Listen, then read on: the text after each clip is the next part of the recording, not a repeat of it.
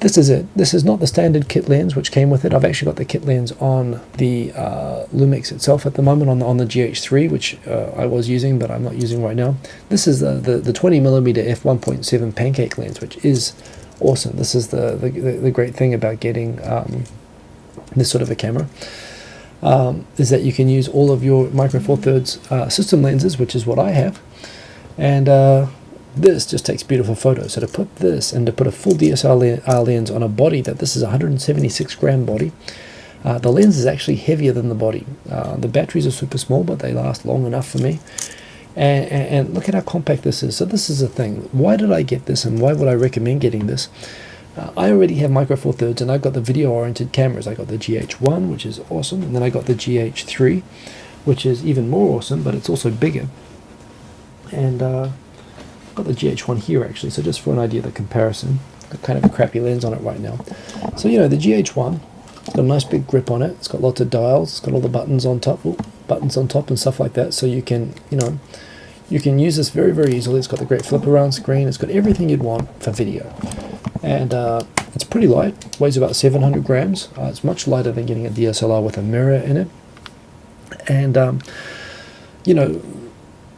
for a long time, I mean, this was the best DSLR for shooting video. It's like a camcorder and a DSLR built into one. It's got continuous autofocus, things which Canon and Nikon should have been doing a long time ago, but they couldn't because their camcorder divisions were fighting with their DSLR divisions.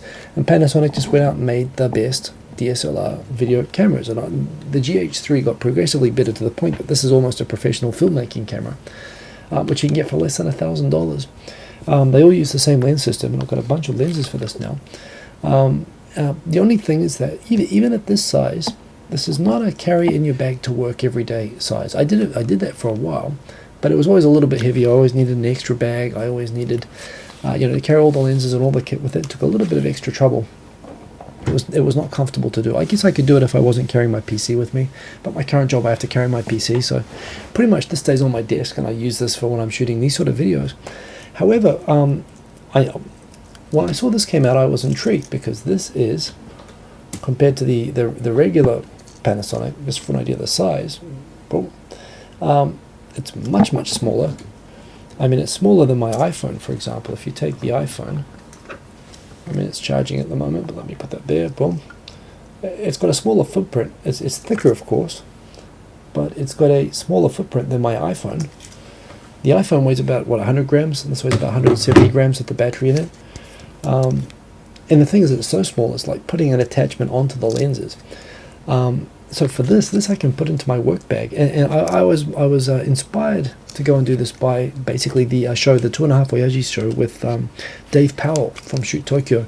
And we're talking about why do you get a Leica? And Leicas, of course, are beautiful. It's a Mercedes-Benz of cameras, right? He was pointing out, though, it wasn't just because it's expensive and it's got an awesome sensor and it takes great photos, but simply because it's a great camera that is small enough that he can carry it in his bag and always have it on him. And this is the shortcoming I have. I've got a fantastic camera with the GH3 that I love, and it is light, but it is bulky, and I can't carry it with me every day.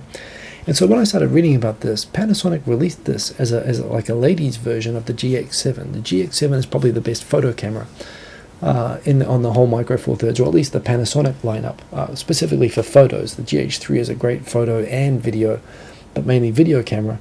Whereas they're these specialist photo cameras.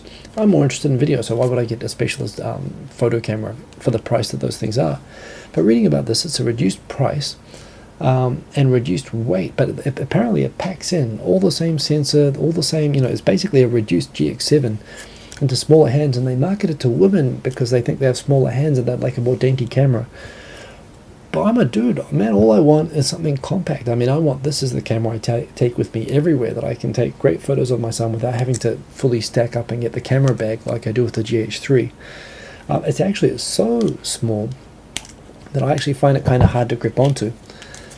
Just with the body itself, your fingers are left kind of at the bottom of the camera, kind of dangling, and that's where actually getting the leather protector case for it, besides protecting it, I find gives you just enough grip for it that it's super light, plus it feels great just grabbing on to the leather body around it.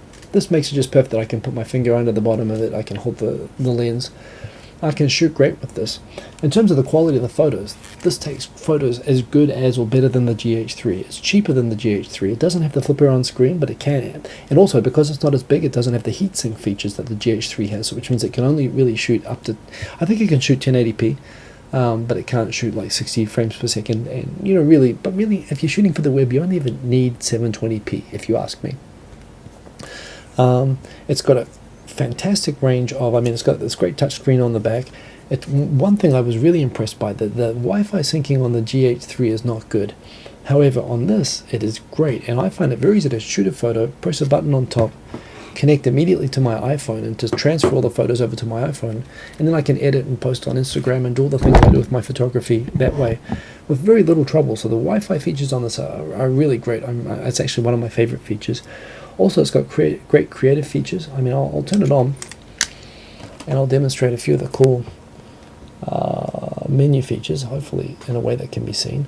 So right now it's on a creative mode. So here's one thing.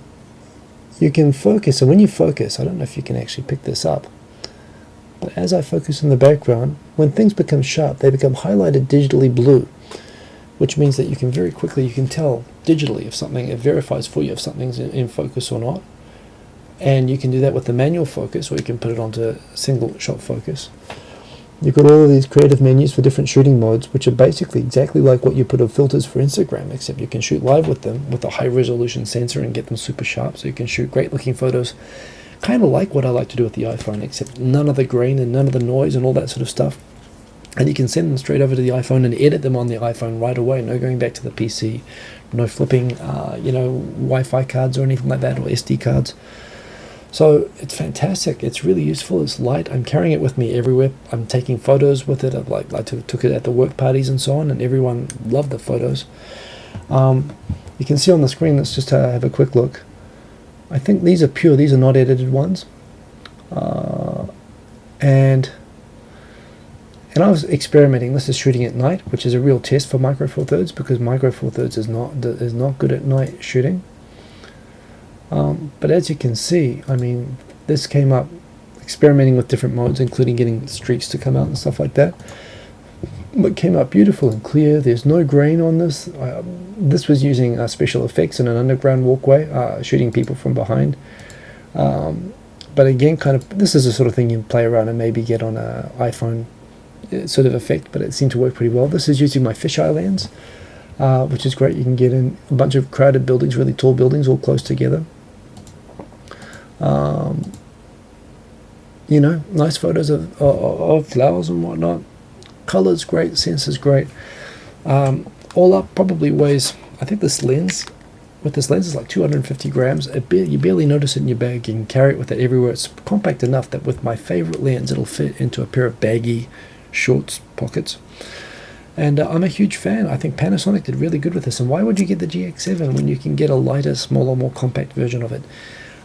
So who is it for? I think you can shoot video like this. The self-shooting stuff, you're taking a chance, of course, which is why, as a second camera, if you've already got a Micro Four Thirds, a video-oriented camera like me, I think this is a must-buy. If you don't have Micro Four Thirds yet, and you don't have the lenses, I think you might be well served to take a good look at the Sony RX100 or even the RX1 if you've got the money for it. For those sort of compact cameras, Sony's producing some great compact cameras lately. It means you might be committing either to no lenses or to a different lens system.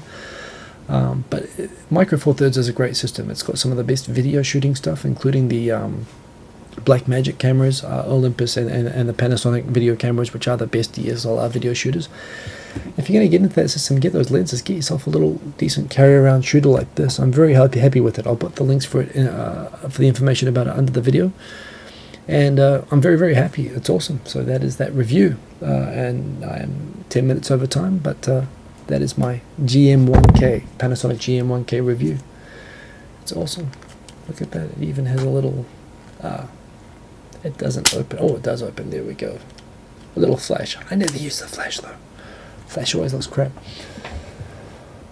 Let's go back and just check out the comments, and then I will head out. Yeah, I've kind of got my screen not well aligned at the moment. Let me just... Boom, boom, boom, boom. yeah, everyone likes the photos, so that is good.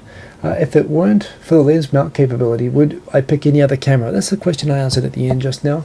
Yeah, I would take a good look. Oh, I just realized I need to boom, update the comments around here. Boom. Yeah, I would consider the Sony. Well, I'd consider the Sony RX1, but the RX1 costs $3,000, and this costs about $500. So for the budget, I think it's as good as you can get. I mean, yeah, if I wasn't committed to Micro Four Thirds, I'd take a good look at the Sony RX100, but I think this is better than that. So I don't know. I mean, and right now on the sales charts in Japan, I mean, for a compact camera like a DSLR camera, I don't think you can do much better than it at the moment, frankly. Yes, and I'm sorry, Mikey Chen, I didn't mention it is the GM1-K. M stands for mini. So this is all the Panasonic cameras start with G, and it is awesome. I'll put a link actually later on so that you can see. It's a GM1K. There we go. でも高いんでしょ Yes, it's 55,000 ね 55,000 yen, $550 at the cheapest. I went to a shop where I could get at the best price that was being advertised on the web. Retail is a big camera for $700. Expensive. These things, they tend to, if you wait, they will come down to about $300 probably in about a year from now. There'll probably be a GM2 out very soon. So if you wait, if you can hold on, yeah, you can probably, and you can already get the GF6 and the GF5. The GF series were always the smallest cameras that fulfilled the same sort of role, and those cameras are already available in the $300 range at the moment. But this is pretty sweet. This is a very special camera. It is rightfully a different category to the GF cameras. So yeah, and by the way, they only sell it as a kit, which is interesting, not the body, but the kit lens is pretty good. But yeah, so I hope everyone enjoyed that. I'm going to wrap up. It's been a long show.